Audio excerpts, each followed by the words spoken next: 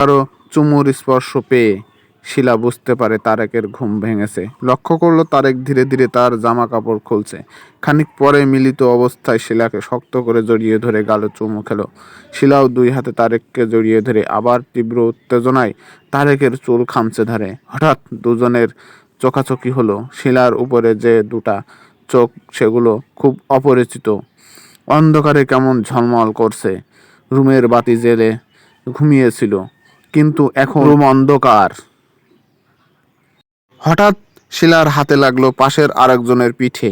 সে বিস্মিত হয়ে গেল, পাশে কে ঘুমাচ্ছে, আর তার সাথে মিলিত পুরুষটা কে? ভয়ে শিলা চিৎকার দিল।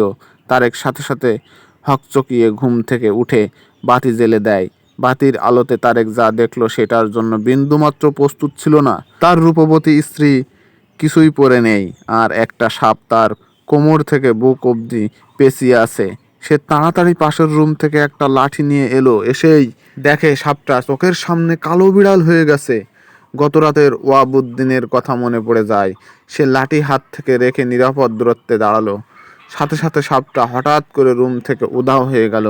বাতি জ্বেলে দিলে নিজের শরীরে সাপ দেখে শিলা অজ্ঞান হয়ে গিয়েছিল।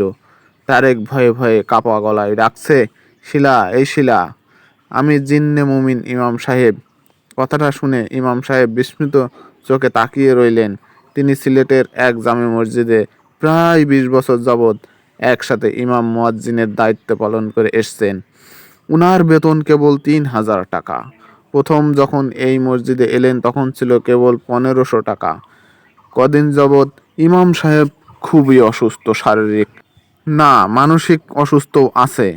ওনার 3টে মেয়ে আর 2টা ছেলে আছে। সবার বড় মেয়েটার নাম আয়েশা। মেয়েটার বয়স হয়েছিল অনেক, বিয়ে দেওয়া অতি জরুরি। সাহায্য নিয়ে শেষমেশে মেয়েটাকে বিয়ে দিয়েছেন। খুচরা ঋণও অনেক হয়েছে। বিয়ের পরে জামাইয়ের দুলাভাই, বোন, বড় ভাই, ভাবি, মা, বাবা সবাই বেড়াতে এলেন। এগুলো গ্রামের অনেক আদি প্রথার একটা। সবাইকে উত্তম খাবারের পাশাপাশি কাপড় চোপড় দিতে হয়। ইমাম সাহেব ঋণ করে সেটা আদায় করলেন। এর কিছুদিন পরে এলো আম কাঁঠালের সিজন। গ্রামের আদি প্রথা অনুযায়ী আম কাঁঠাল সহ বিভিন্ন ফল ফলাদি মেয়ের বাড়িতে পাঠাতে হবে।